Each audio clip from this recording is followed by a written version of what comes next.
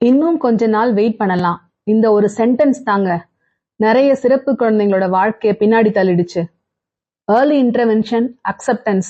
இது therapy topic மட்டும் இல்லைங்க, ஒரு குழந்தையோட ஃபியூச்சரை சேஞ்ச் பண்ற life changing decision. Welcome to Saraj YouTube channel. This is Jagadeeswari Sivarajan.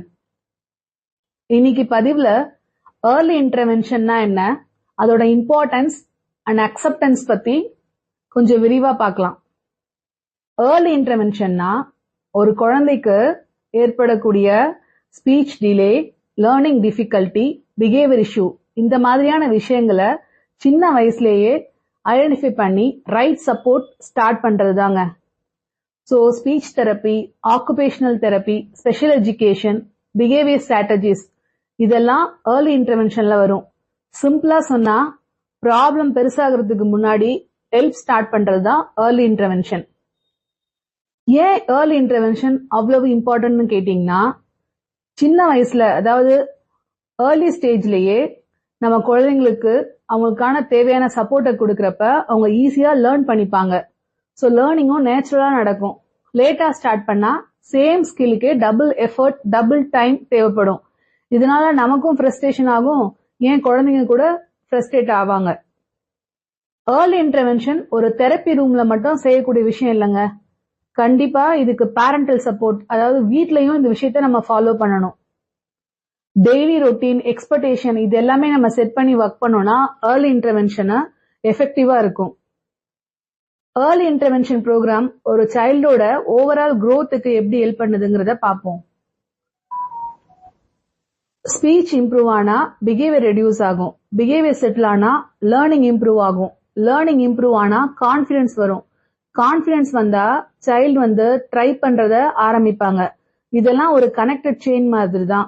அதனாலதான் ஏர்லி இன்டர்வென்ஷன் ரொம்பவும் முக்கியம். ஏர்லி இன்டர்வென்ஷன்ல என்ன மாதிரியான விஷயங்கள் எல்லாம் டீச் பண்றாங்க அப்படிங்கறத பார்க்கலாம். வெறும் ஏபிசிடி, நம்பர் இதை மட்டும் டீச் பண்ண மாட்டாங்க. லைஃபுக்கு தேவையான ஃபவுண்டேஷன் ஸ்கில்ஸையும் டீச் பண்ணுவாங்க.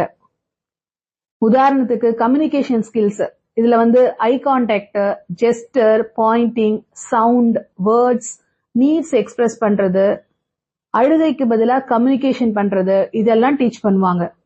இரண்டாவதா பாத்தீங்கன்னா அட்டென்ஷன் அண்ட் சிட்டிங் ஸ்கில்ஸ். ஒரு டாஸ்க கொஞ்ச நேரம் உட்கார்ந்து பண்றதுக்கும் அந்த இன்ஸ்ட்ரக்ஷனை ஃபாலோ பண்றதுக்கும் சொல்லி தருவாங்க, ஸ்கூல் ரெடினஸ் ஸ்கில்ஸ். அடுத்தது இமிடேஷன் ஸ்கில்ஸ், இதுல காப்பி பண்ணதுக்கு கத்து கொடுப்பாங்க. சோ இப்போ ஒருத்தவங்க, ஒரு அடல்ட் ஒரு ஸ்கில்ல இமிடேட் பண்றாங்கன்னா அதை குழந்தை திரும்பி பண்றதுக்கான பயிற்சியை கொடுப்பாங்க. உதாரணத்துக்கு கிளாப் பண்ண வைக்கிறது, சவுண்ட் ப்ரொடியூஸ் பண்றது, ஆக்ஷன்ஸ் இது எல்லாத்தையுமே இமிடேட் பண்றது மூலயமா குழந்தைங்க கத்துப்பாங்க. நான்காவதா ஜாயிண்ட் அட்டென்ஷன், நீ பாரு நான் பாரு அப்படின்னு சேம் திங்க ஃபோக்கஸ் பண்ண வைக்கிறது. கிளாஸ் ரூம் லேர்னிங்க்கு இது ஒரு பேக் போன் மாதிரி இருக்குங்க. அஞ்சாவது காக்னிட்டிவ் அண்ட் லேர்னிங் ரெடினஸ்.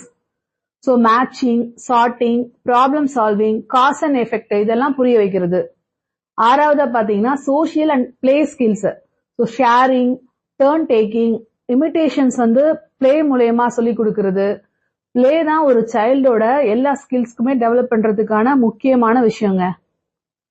ஏழாவதா பாத்தீங்கன்னா behaviour and emotion regulation. So emotions identify பண்றதுக்கும், ஆங்கர், ஃப்ரஸ்ட்ரேஷன் ஹேண்டில் பண்றதுக்கும், பிஹேவியர் பனிஷ் பண்ண மாட்டோம், கைட் பண்ணுவோம் அப்படிங்கறத அஷூரன்ஸ் கொடுக்கறதுக்கான ஸ்கில்ஸா இது இருக்கும். எட்டாவதா பாத்தீங்கன்னா ஃபங்க்ஷனல் கம்யூனிகேஷன். பர்ஃபெக்ட் ஸ்பீச் கோல் இல்ல, இது நீடை எக்ஸ்பிரஸ் பண்றதுக்கு தெரிஞ்சா போதும். ஸோ டேண்ட்ரமை ஆட்டோமேட்டிக்கா நம்ம ரெடியூஸ் பண்ண முடியும். ஒன்பதாவதா பாத்தீங்கன்னா சென்சரி ரெகுலேஷன்.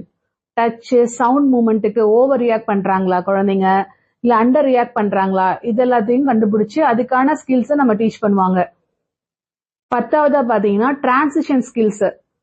ஒரு ஆக்டிவிட்டில இருந்து நெக்ஸ்ட் ஆக்டிவிட்டிக்கு எப்படி மூவ் ஆகுறாங்க, டிரான்சிஷன் ஸ்மூத்தா இருந்தாதான் மெல்டவுன் ரெடியூஸ் ஆகும். 11வது வெயிட்டிங் அண்ட் டர்ன் டேக்கிங்.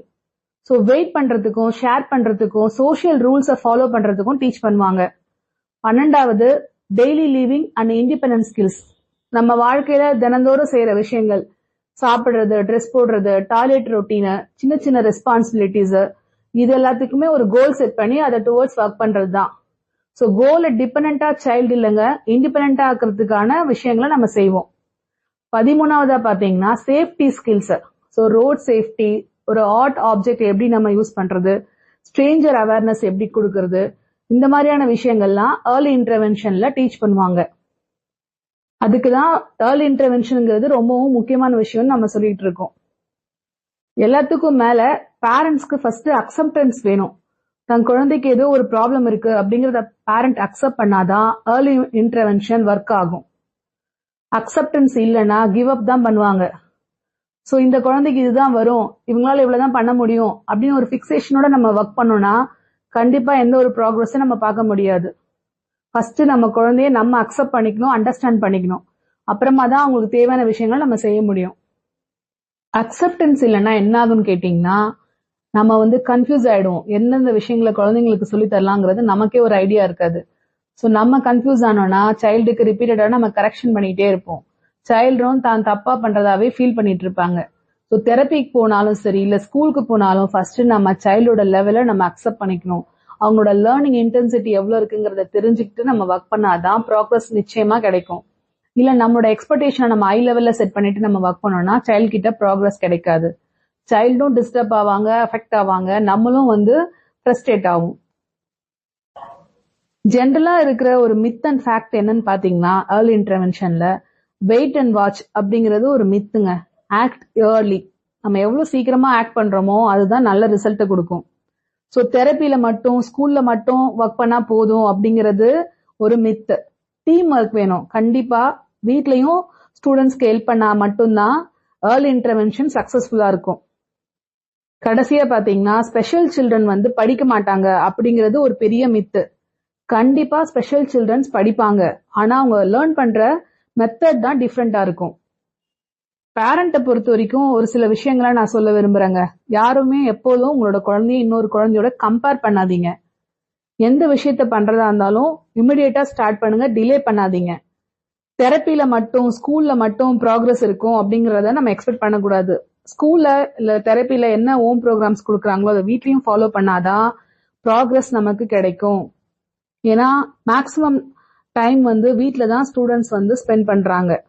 சின்ன சின்ன ப்ராக்ரஸா இருந்தாலும் அதை செலிப்ரேட் பண்ணணும். அப்புறம் பிஹேவியர்ங்கிறது ஒரு டைப் ஆஃப் கம்யூனிகேஷன் தான். ஸோ எல்லா பிளே ஆக்டிவிட்டி மூலயமா ஈஸியா நம்ம விஷயங்களை சொல்லித்தர முடியும்.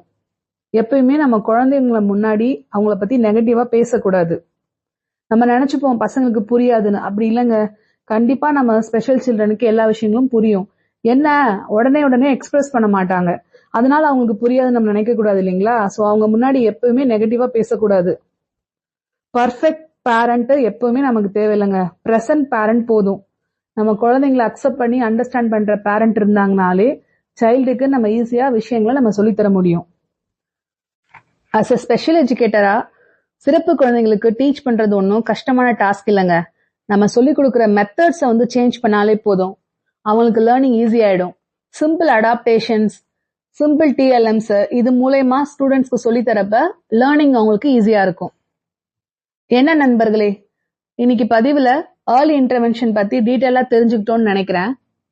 ஏர்லி ஐடென்டிஃபை பண்றது லேபிள் ஒட்டுறதுக்காக இல்லைங்க, சப்போர்ட்டை ஏர்லியாவே ஸ்டார்ட் பண்றதுக்கு தான். ஸோ வெயிட் பண்றது கேர் இல்ல, ஆக்ட் பண்றது தான் கேர். அக்செப்டன்ஸ் சேஃப்டியை கிரியேட் பண்ணும். ஏர்லி இன்டர்வென்ஷன் எபிலிட்டி கிரியேட் பண்ண ஹெல்ப் பண்ணும். So identify early, accept early, act early. That's how special children Bloom. மீண்டும் அடுத்த பதிவில் சந்திக்கலாம். நன்றி.